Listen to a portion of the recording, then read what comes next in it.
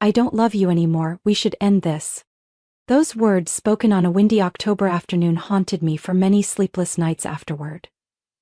Have you ever wondered what's worse, being betrayed, or having the person you loved most tell you to your face that you no longer hold any value to them?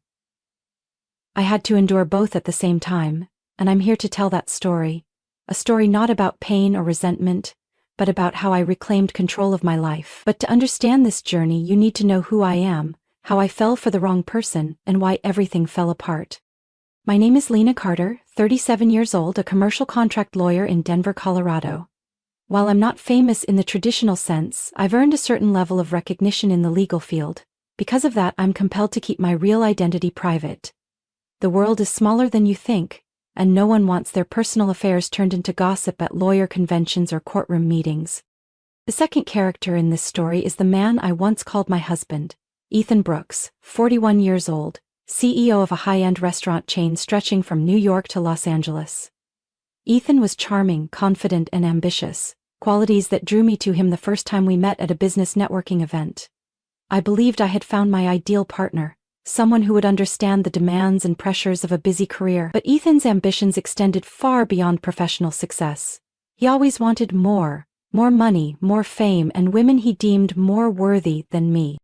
We got married over 10 years ago at a time when both of us were reaching the peak of our careers.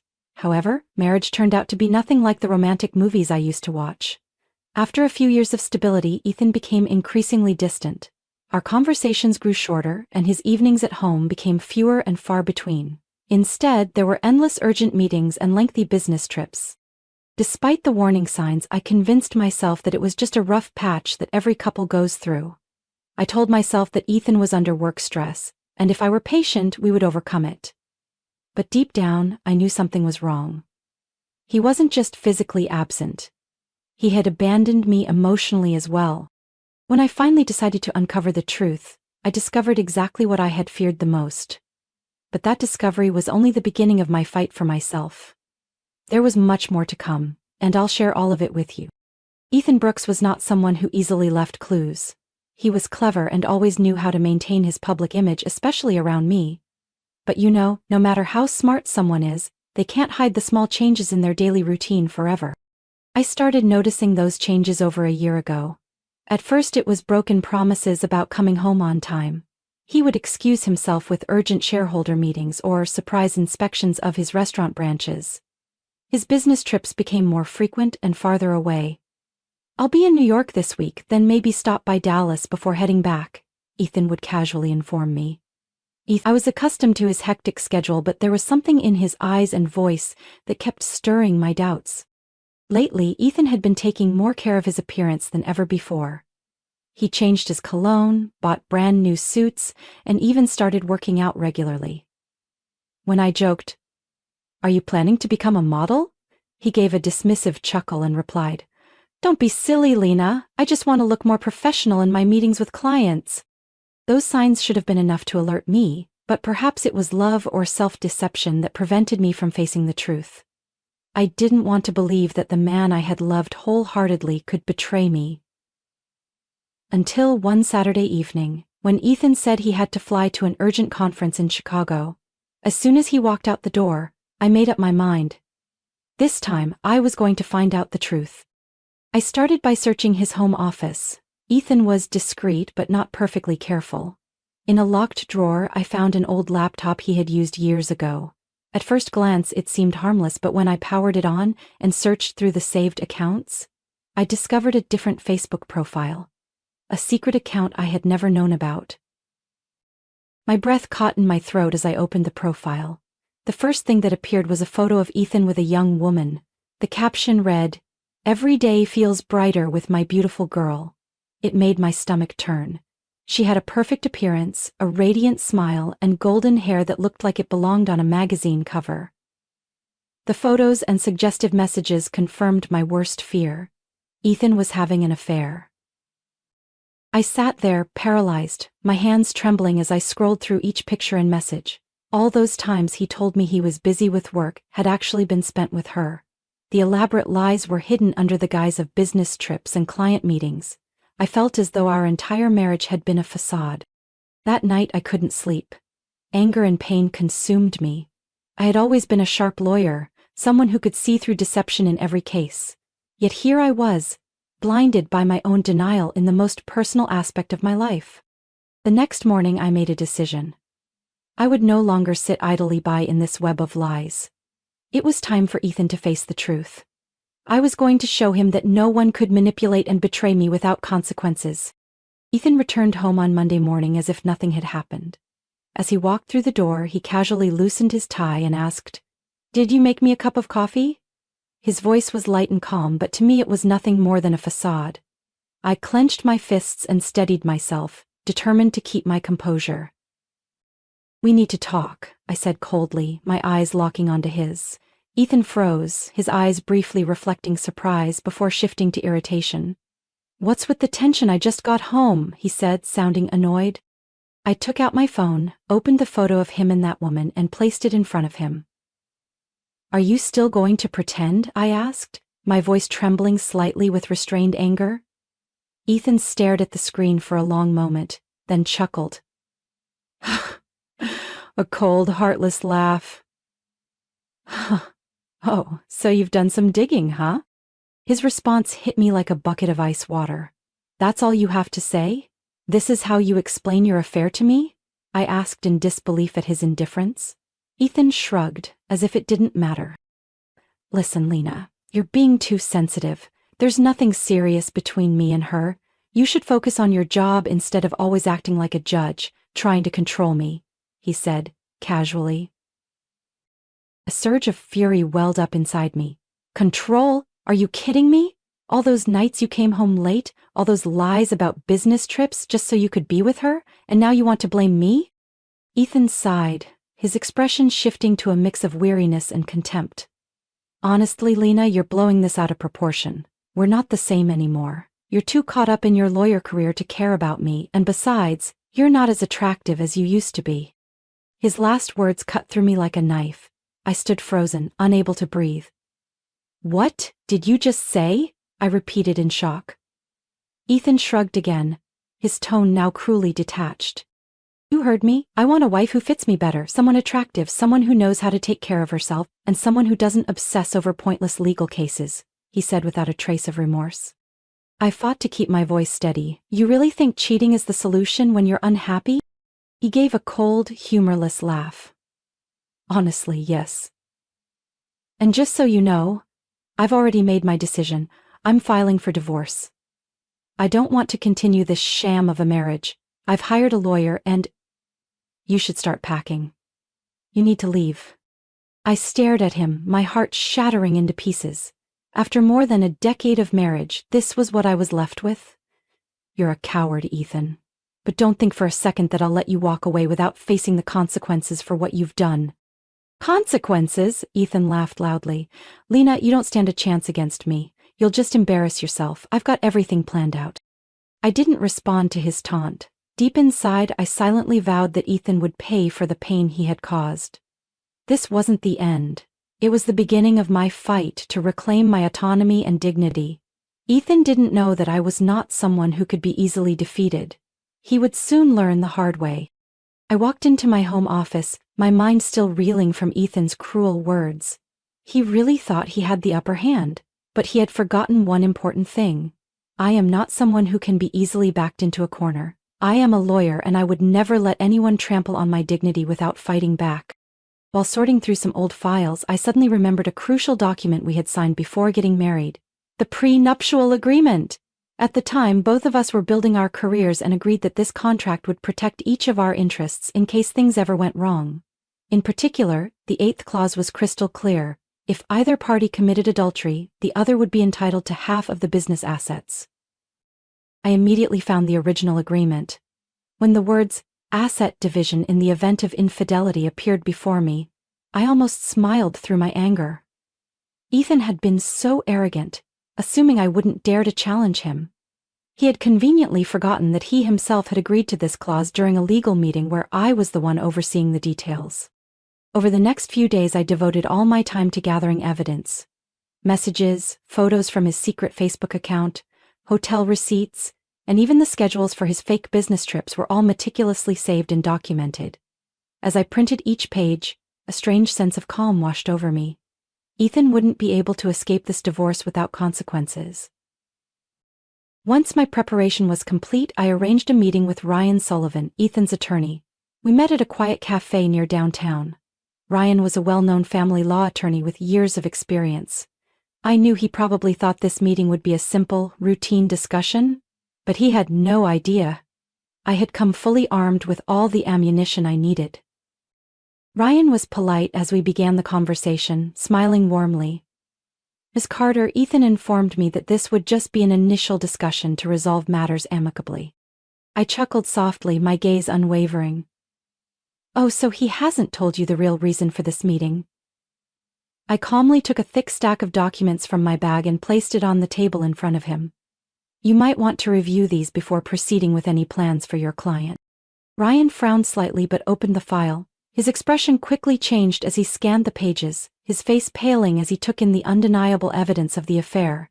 The text messages, hotel receipts, and photos shattered any defense he might have prepared. Oh my God, he muttered under his breath, clearly shaken. And that's not all, I said, my voice calm but razor-sharp. According to the prenuptial agreement, I have the right to claim half of Ethan's business assets due to his infidelity. I'm not going to back down, Mr. Sullivan, so I suggest you reconsider continuing to represent your client.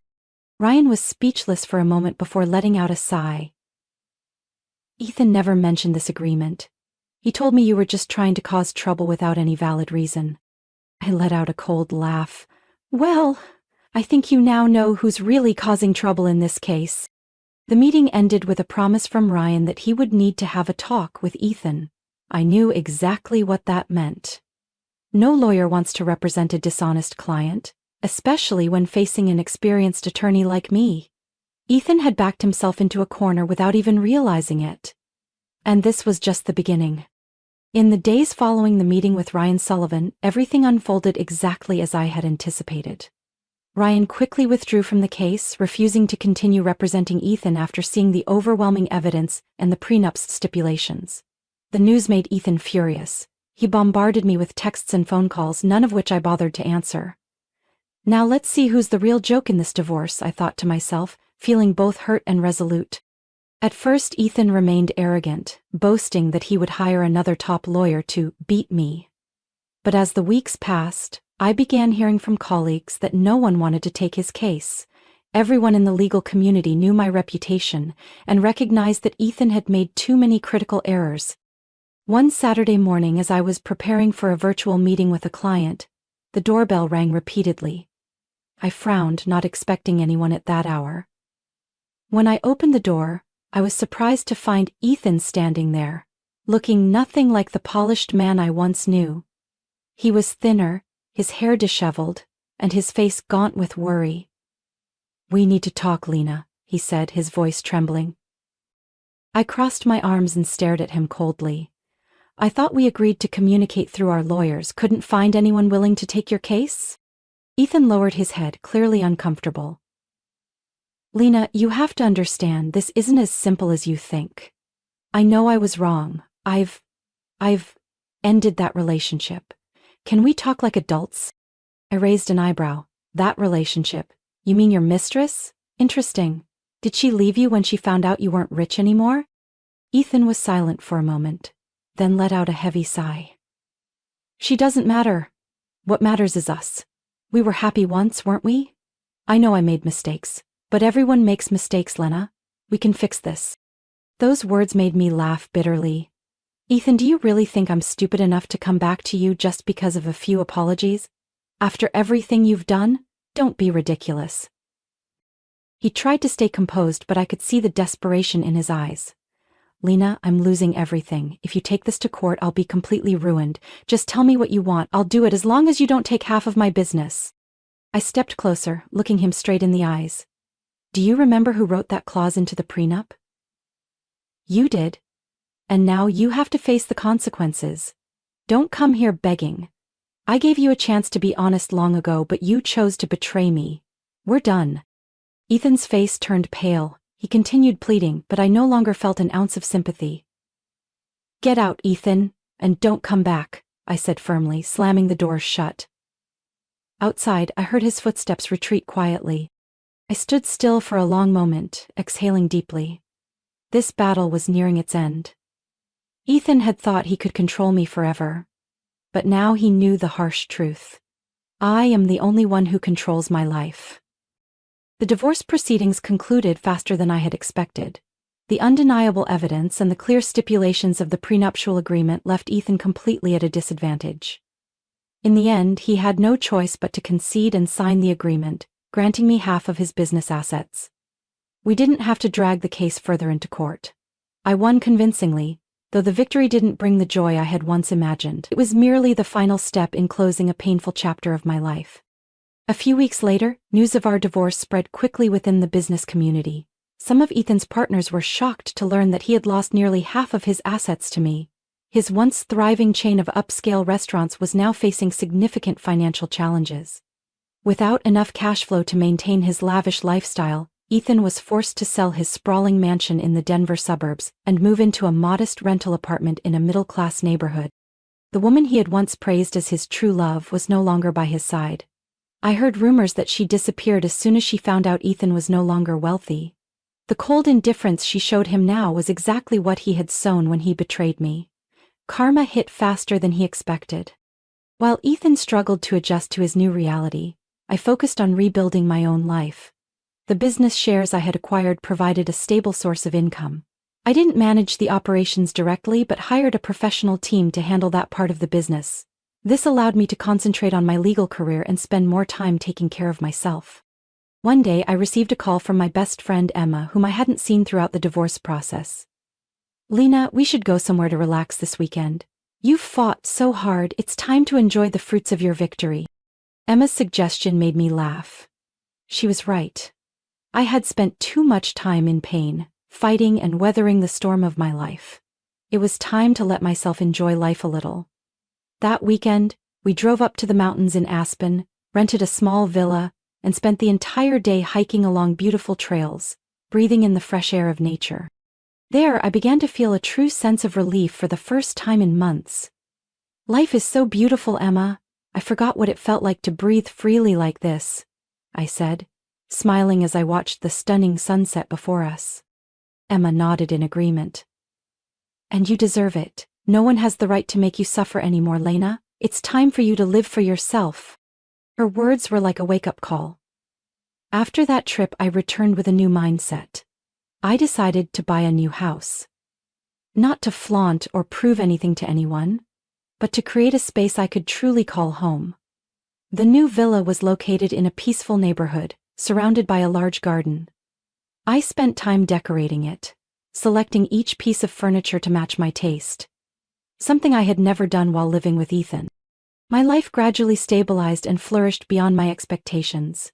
I continued taking on major legal cases and earned the trust of more clients. The staff at my law firm showed me respect not just for my expertise, but also for the resilience I had demonstrated during the hardest period of my life. One afternoon, while sitting in my office, I received an email from Ethan. The subject line was brief: "Can we talk?" I opened the email and read the apologetic words he had written. Ethan admitted he was wrong and said he wanted to meet to apologize in person, hoping we could remain friends. I chuckled softly and shook my head. Friends?